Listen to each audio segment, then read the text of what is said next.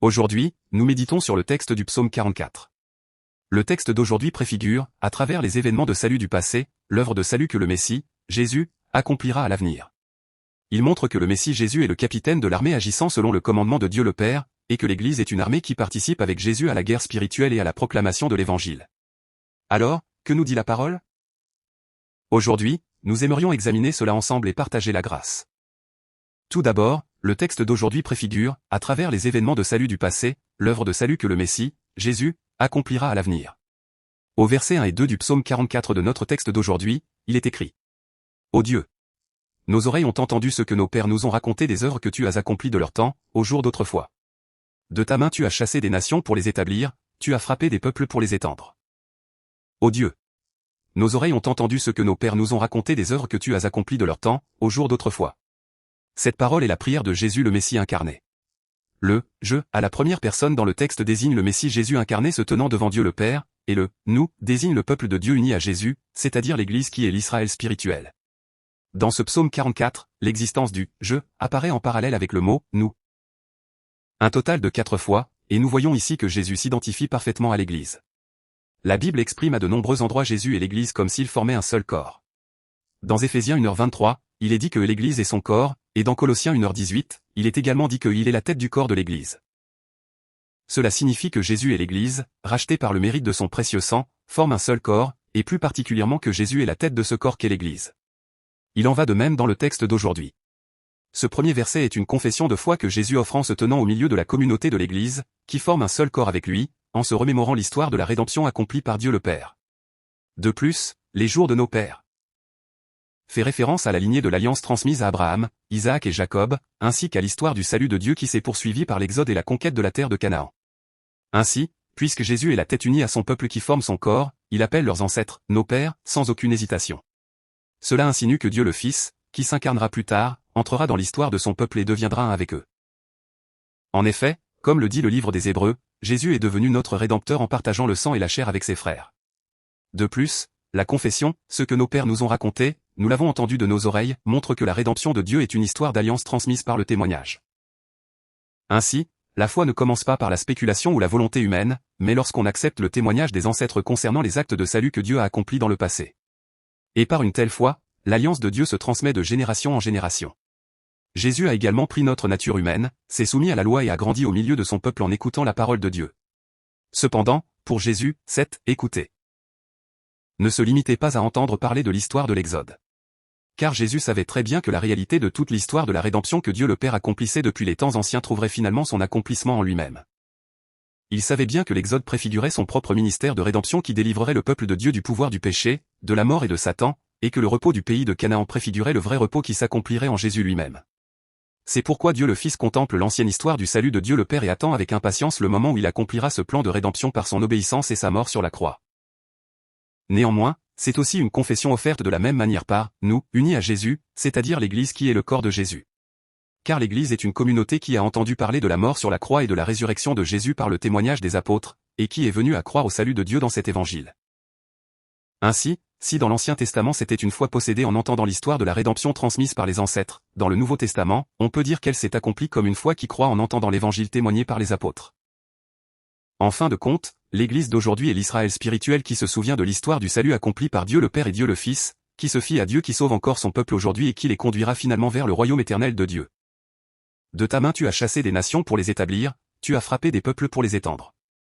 Jésus se remémore l'événement où Israël a conquis le pays de Canaan après l'Exode.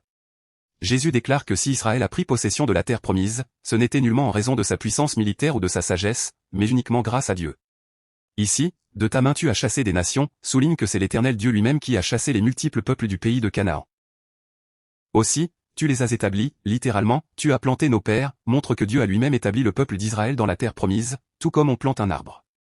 Ici, planter, porte une signification profonde qui dépasse le simple fait de résider ou de s'installer. Dans la Bible, le fait que Dieu plante son peuple signifie qu'il est sa possession, qu'il entre dans une relation d'alliance où Dieu prend soin de lui directement et lui fait porter du fruit. De plus, tu as frappé des peuples pour les étendre, montre le principe fondamental du plan de salut de Dieu, où la justice du jugement de Dieu et le salut de sa grâce se manifestent simultanément. Cela témoigne que Dieu juge sans manque les méchants par sa justice, mais qu'il élève par une grâce infinie le peuple qu'il a choisi avant la fondation du monde. Cependant, cette conquête du pays de Canaan n'était pas le but ultime du plan de salut de Dieu. Du point de vue du Nouveau Testament, la conquête du pays de Canaan dans l'Ancien Testament était un modèle du royaume de Dieu que le Messie Jésus accomplirait plus tard. Et le peuple d'Israël planté dans le pays de Canaan préfigure le nouveau peuple de Dieu que le Messie Jésus établirait à l'ère du Nouveau Testament, c'est-à-dire l'Église. Ainsi, tout comme Dieu a chassé autrefois les nations du pays de Canaan pour y planter son peuple, Jésus a brisé le pouvoir du péché, de la mort et de Satan par sa mort sur la croix et sa résurrection, et a transféré son peuple dans le royaume de Dieu. Le peuple de Dieu, qui était planté dans le pays de Canaan sous l'Ancienne Alliance, trouve maintenant son accomplissement plus abondant à l'ère du Nouveau Testament à travers l'Église greffée en Jésus-Christ. En particulier, le fait d'être planté est profondément lié à l'identité de l'Église du Nouveau Testament. L'Église n'est pas une organisation humaine établie par des moyens ou des capacités humaines, mais une sainte communauté que Dieu a souverainement plantée en Jésus-Christ. Dans le Nouveau Testament, lorsque Jésus dit « Je bâtirai mon Église, et les portes du séjour des morts ne prévaudront point contre elle », c'est une puissante déclaration selon laquelle Dieu le Fils plantera lui-même son peuple, le préservera jusqu'au bout et accomplira l'alliance éternelle de rédemption. De plus, la confession « Tu as frappé des peuples pour les étendre » montre le fait que le salut de Dieu inclut toujours à la fois le jugement contre le mal et le salut pour son peuple. Tout comme Dieu a sauvé son peuple dans le passé en jugeant les nations, le Messie Jésus qui devait venir jugerait aussi le pouvoir du péché, de la mort et de Satan en versant son sang et en mourant sur la croix, et sauverait tous ceux qui croient en lui. De plus, lors de la fin du monde, Dieu jugera définitivement toutes les forces du mal dans le monde et conduira son peuple vers de nouveaux cieux et une nouvelle terre pour y résider éternellement. Par conséquent, la conquête du pays de Canaan dont Jésus se remémore n'est pas un simple souvenir des victoires passées de la nation d'Israël. C'est un type et une ombre qui montrent à l'avance le salut ultime et le royaume de Dieu glorieux que Dieu le Père accomplira à travers Jésus lui-même. Que nous dit encore la parole ? Au verset 3 du psaume 44 de notre texte d'aujourd'hui, il est écrit : « Car ce n'est point avec leur épée qu'ils ont conquis le pays, ce n'est point leur bras qui les a sauvés, mais c'est ta droite, c'est ton bras, c'est la lumière de ton visage, parce que tu les aimais. Car ce n'est point avec leur épée qu'ils ont conquis le pays, ce n'est point leur bras qui les a sauvés. Mais c'est ta droite, c'est ton bras, c'est la lumière de ton visage, parce que tu les aimais. » Jésus révèle encore plus clairement la raison pour laquelle le peuple d'Israël a obtenu le pays de Canaan en héritage. Ici, leur épée, et leur bras, symbolisent la force et la capacité humaine. Même si le peuple d'Israël possédait des épées et une armée, ces choses n'étaient pas le facteur décisif qui leur a permis de prendre possession de la terre promise. Jésus nie totalement le mérite ou la capacité de l'homme et attribue toute la gloire de cette victoire à Dieu seul. Il proclame que la conquête du pays de Canaan par Israël n'était pas due à la force humaine, mais relevait uniquement de l'œuvre souveraine de Dieu. Jésus souligne encore plus cette vérité à travers trois métaphores. La droite et le bras, mentionnés dans le texte d'aujourd'hui représentent la puissance et l'autorité de Dieu, tandis que la lumière de ton visage signifie la grâce et la présence de Dieu. Il déclare que si Israël a pu conquérir le pays de Canaan, c'est parce que la puissance de Dieu était avec eux, et que cela n'a été possible que par la grâce de Dieu. Cependant, le cœur le plus important du texte d'aujourd'hui réside dans la confession, parce que tu les aimais, littéralement, parce que tu prends plaisir en eux. La raison ultime pour laquelle Dieu a sauvé le peuple d'Israël et lui a donné la victoire n'est pas parce que le peuple d'Israël était plus juste ou qu'il avait accumulé de plus grands mérites que les autres, mais uniquement parce que Dieu les a aimés et a pris plaisir en eux. En d'autres termes, Dieu s'est souvenu de l'alliance qu'il avait conclue autrefois avec Abraham et, parce qu'il a aimé son peuple sans condition, il a étendu sa main de salut. En fin de compte, le salut d'Israël ne provenait pas des conditions, des qualifications ou des capacités humaines, mais uniquement du bon plaisir de Dieu et de sa grâce souveraine. Ce principe de salut s'accomplit encore plus clairement à l'ère du Nouveau Testament à travers Jésus-Christ. C'est-à-dire que le fait que nous, pécheurs, obtenions le salut en croyant au mérite du précieux sang de Jésus-Christ n'est pas dû à nos actes justes ou à nos mérites humains, mais uniquement à la volonté bienveillante de Dieu et à sa grâce inconditionnelle. À cet égard, la conquête du pays de Canaan dans l'Ancien Testament peut être vue comme un modèle du plan de salut de Dieu que le Messie Jésus accomplirait en brisant le pouvoir du péché, de la mort et de Satan par sa mort sur la croix et sa résurrection. Ainsi, tout comme Israël ne pouvait pas occuper le pays de Canaan par sa propre épée sous l'Ancienne Alliance, l'Église du Nouveau Testament ne peut jamais non plus hériter du royaume de Dieu par sa propre justice ou ses propres œuvres. C'est seulement en recevant par la foi le mérite du précieux sang de Jésus-Christ, par la grâce de Dieu, que l'on peut entrer dans le royaume de Dieu. De plus, cette parole enseigne un principe de ministère très important pour l'Église qui mène le combat spirituel et proclame l'Évangile dans le monde d'aujourd'hui. C'est-à-dire que la proclamation de l'Évangile par l'Église et l'expansion du royaume de Dieu ne dépendent pas de la sagesse humaine, d'une organisation somptueuse ou de la capacité de l'homme, mais s'accomplissent uniquement par la puissance de Dieu le Saint-Esprit et par la grâce souveraine de Dieu. Par conséquent, lorsque l'Église proclame l'Évangile et accomplit son ministère, elle ne doit jamais s'appuyer sur sa propre épée ou son propre bras. C'est-à-dire sur des conditions ou des moyens humains.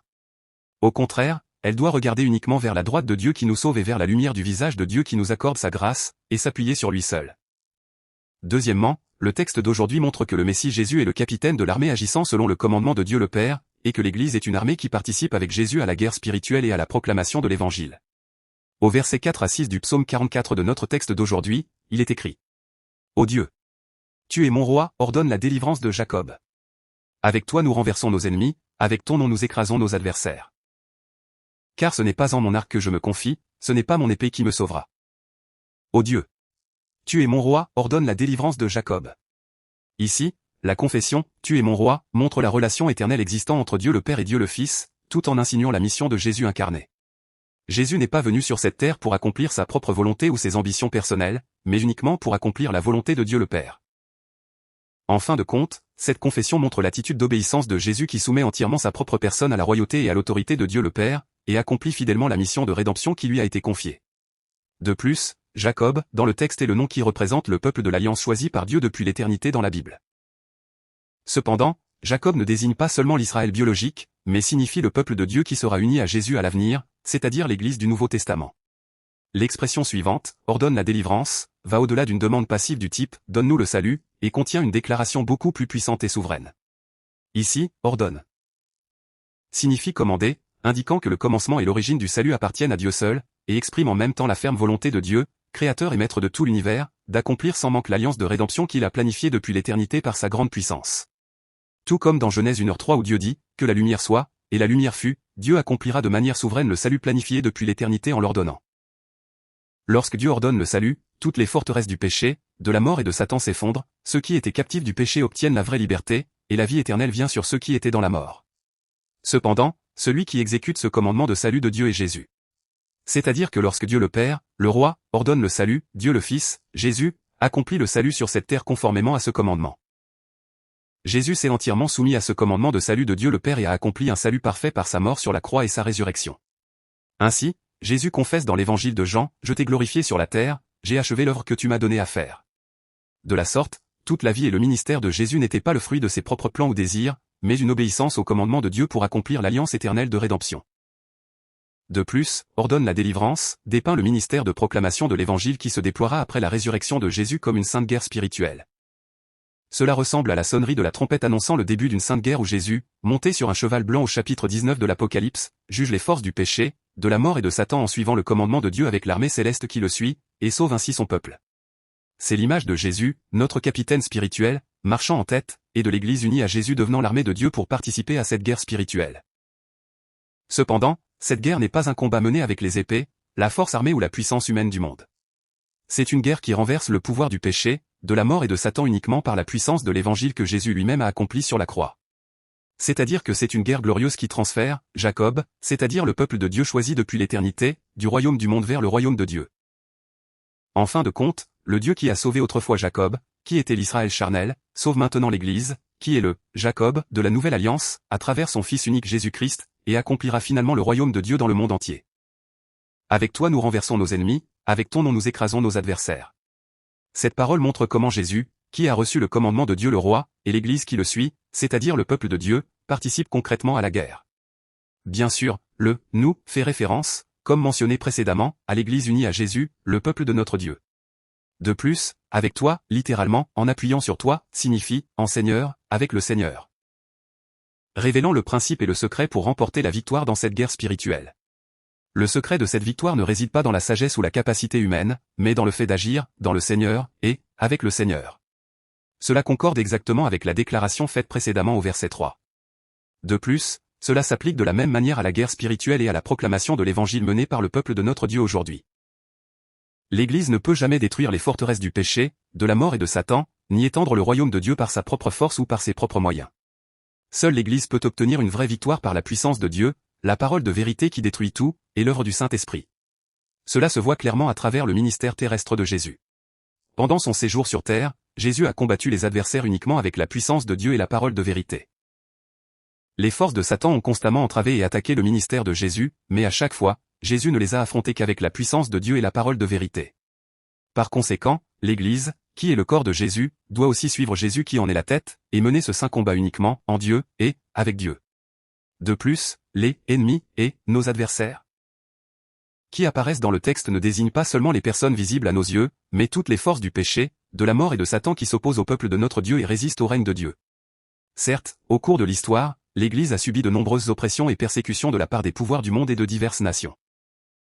Cependant, derrière tout cela, il y a toujours eu les forces du péché, de la mort et de Satan qui entravent la proclamation de l'Évangile et rejettent la domination et le règne de Dieu. Par conséquent, la proclamation de l'Évangile est essentiellement une guerre spirituelle intense et sainte entre le royaume de Dieu et ses forces du péché, de la mort et de Satan. Aussi, renversons, littéralement, heurter avec les cornes. Désigne l'action puissante de la victoire où un animal cornu pousse avec force pour soumettre entièrement l'adversaire. Cela symbolise la toute-puissance de Dieu qui maîtrise et fait plier les genoux aux forces du péché, de la mort et de Satan qui s'opposent au peuple de Dieu. C'est-à-dire l'image où les forteresses du péché, de la mort et de Satan, qu'il nous est absolument impossible d'affronter par la force humaine, s'effondrent impuissantes devant le peuple de Dieu qui avance en s'appuyant uniquement sur Dieu. Aussi, la confession, avec ton nom, nous indique la manière concrète de remporter la victoire. C'est-à-dire que l'Église n'est pas un groupe qui combat par ses propres capacités ou stratégies, mais une armée qui combat sous le nom du Seigneur. C'est-à-dire par la puissance de Dieu, sa sagesse et la puissance de l'Évangile. Enfin, nous écrasons, signifie piétiner avec les pieds pour conquérir complètement et neutraliser, indiquant une victoire totale. Cela concorde exactement avec la prophétie de l'Évangile primitif dans Genèse 3h15, où il est dit que la postérité de la femme écrasera la tête du serpent. De plus, c'est l'image où Jésus, monté sur le cheval blanc au chapitre 19 de l'Apocalypse, juge avec les armées célestes les forces du péché, de la mort et de Satan, et les soumet sous ses pieds. Car ce n'est pas en mon arc que je me confie, ce n'est pas mon épée qui me sauvera. Bien sûr, dans cette confession, le « je » à la première personne désigne le Messie Jésus qui accomplit le plan de salut de Dieu. Et elle, arc, et elle, épée, dans le texte ne sont pas de simples équipements militaires, mais symbolisent toutes les forces et moyens terrestres sur lesquels les hommes cherchent à s'appuyer. Si elle, arc, qui était une arme à longue portée dans les guerres de l'époque, symbolise les stratégies, la technologie et les compétences humaines, elle, épée, signifie les talents, les richesses, la capacité d'organisation et le zèle religieux que l'homme croit être en mesure de le protéger au moment de la crise. Cependant, Jésus déclare clairement qu'il ne s'appuiera pas sur de telles choses. Car le salut de Dieu ne s'accomplit pas par la capacité humaine ou par les moyens du monde. Cette déclaration correspond exactement à la vie réelle de Jésus. Dans le désert, Satan est venu tenter Jésus en lui disant « Si tu es le Fils de Dieu, montre ta puissance pour prouver que tu es le Fils de Dieu. » Cependant, Jésus n'a pas utilisé sa puissance pour sa propre gloire ou son propre désir, mais a vaincu uniquement par la parole écrite de Dieu. De plus, dans le jardin de Gethsémane, lorsque Pierre a tiré son épée pour résister aux ennemis, Jésus l'a sévèrement réprimandé. Car la manière dont Dieu accomplit le salut ne passe pas par l'épée de l'homme, mais par l'obéissance humble qui consiste à porter la croix. Ainsi, Jésus n'a pas établi le royaume de Dieu sur cette terre par ses propres capacités ou par des méthodes humaines, mais s'est uniquement soumis à la volonté de Dieu le Père et a accompli la mission donnée par la puissance du Saint-Esprit. Ce principe s'applique de la même manière dans la guerre spirituelle, c'est-à-dire dans le ministère de proclamation de l'Évangile, que Jésus accomplit avec l'Église qui est son corps après sa résurrection. Apocalypse 19h15 dit, de sa bouche sortait une épée aiguë, pour frapper les nations. Cela dépeint la manière dont il repousse l'adversaire et étend le royaume de Dieu non pas avec les armes du monde, mais uniquement par la parole de vérité et la puissance de l'Évangile. Ce principe est le même pour l'Église qui est son corps uni à Jésus qui en est la tête. L'Église, qui est le corps de Jésus, ne peut jamais non plus s'appuyer sur son propre arc ou sa propre épée lorsqu'elle mène la guerre spirituelle et proclame l'Évangile. Car la victoire dans cette guerre spirituelle ne dépend pas de l'éloquence humaine, d'une vaste organisation ou du pouvoir du monde. La guerre spirituelle et le ministère de proclamation de l'Évangile de l'Église sont un saint combat mené par la parole de Dieu le Père, le nom de Dieu le Fils et la puissance de Dieu le Saint-Esprit. L'apôtre Paul souligne ce même principe. Dans 2 Corinthiens 10h4, il témoigne, car les armes avec lesquelles nous combattons ne sont pas charnelles, mais elles sont puissantes, par la vertu de Dieu, pour renverser des forteresses. Ici, la forteresse désigne les positions des forces du péché, de la mort et de Satan, ainsi que les pensées, l'orgueil et la dureté de cœur du monde qui s'opposent à Dieu. Paul enseigne que ce ne sont pas les stratégies ou la force humaine, mais seule la puissance du Saint-Esprit et la parole de vérité qui brisent les positions des forces du péché, de la mort et de Satan, et apportent la victoire finale dans le combat spirituel. Par conséquent, l'Église d'aujourd'hui doit déposer l'épée et l'arc du monde, et s'avancer hardiment avec la seule puissance du Saint-Esprit et la parole de vérité. Que nous dit encore la parole ? Au verset 7 et 8 du psaume 44 de notre texte d'aujourd'hui, il est écrit « Car c'est toi qui nous délivres de nos ennemis, et qui couvre de honte ceux qui nous haïssent. Nous nous glorifions en Dieu chaque jour, et nous célébrerons ton nom à jamais. » Pause. Car c'est toi qui nous délivres de nos ennemis, et qui couvre de honte ceux qui nous haïssent. Cette parole montre que lors du déroulement de la guerre spirituelle et du ministère de l'Évangile, les stratégies, les capacités ou les grandes organisations humaines ne peuvent jamais être le fondement du salut. C'est une grande déclaration selon laquelle toute l'issue de la guerre spirituelle et toute l'autorité du salut dépendent entièrement de Dieu. Ici, car c'est toi qui, littéralement. Car c'est toi seul qui souligne le fait que les mérites ou les moyens humains sont totalement inutiles dans la proclamation de l'Évangile. Les armes du monde ou les conditions humaines ne déploient aucune force, et cela montre en contraste saisissant que le Seigneur seul est le souverain et le sauveur de la guerre spirituelle. Une telle confession se rattache exactement au contenu du verset 3 précédent. Tout comme il a été confessé au verset 3. Car ce n'est point avec leur épée qu'ils ont conquis le pays, ce n'est point leur bras qui les a sauvés, mais c'est ta droite, c'est ton bras, c'est la lumière de ton visage. Le principe de la conquête du pays de Canaan se poursuit directement dans le ministère de rédemption de Jésus. Le Dieu qui a sauvé Israël à l'époque de l'Ancien Testament délivre maintenant le peuple de Dieu appartenant à la Nouvelle Alliance à travers Jésus-Christ. Ici, nous délivre de nos ennemis. Représente l'action toute-puissante de Dieu qui délivre son peuple qui gémissait sous l'oppression du péché, de la mort et de Satan. Dieu ne laisse pas son peuple pour toujours entre les mains de ses ennemis, mais il est le Dieu de l'Alliance qui vient infailliblement les délivrer au moment fixé. De plus, couvre de honte ceux qui nous haïssent, indique que le juste jugement de Dieu s'abattra nécessairement sur les forces du péché, de la mort et de Satan. En particulier, délivre. Et, couvre de honte, dans le texte sont utilisés autant d'accomplis prophétiques, soulignant que toutes les forces de Satan qui tourmentent et oppriment le peuple de Dieu subiront à coup sur la honte. C'est-à-dire que le pouvoir du péché, de la mort et de Satan sera entièrement brisé et précipité dans le lac de feu éternel de l'enfer. Ce qui est intéressant ici, c'est que Jésus ne s'exprime pas en disant « mes ennemis », mais dit « nos ennemis ». C'est-à-dire que Jésus ne regarde pas les persécutions et les souffrances que subit son peuple comme l'affaire d'autrui, mais les considère entièrement comme les siennes. Cela nous rappelle la voix du Seigneur qui a dit à Saul au chapitre 9 des Actes, « Saul, Saul, pourquoi me persécutes-tu » De la sorte, Jésus s'identifie parfaitement à l'Église. Par conséquent, menacer et persécuter l'Église revient à attaquer directement Jésus qui en est la tête. En conséquence inévitable, toutes les forces de Satan qui s'opposent à l'Église subiront un jugement sévère de la part de Jésus, le juge. Nous nous glorifions en Dieu chaque jour, et nous célébrerons ton nom à jamais. Cette parole est la louange et la confession glorieuse que Jésus et l'Église, ayant été témoins du salut merveilleux de Dieu et de la défaite de l'ennemi, élèvent dans l'extase de la victoire. Ici, nous nous glorifions en Dieu chaque jour. Montre l'attitude humble des enfants de Dieu qui, ayant remporté la victoire dans la guerre spirituelle, abandonnent complètement le fait de se vanter de leur propre mérite ou de leurs actes.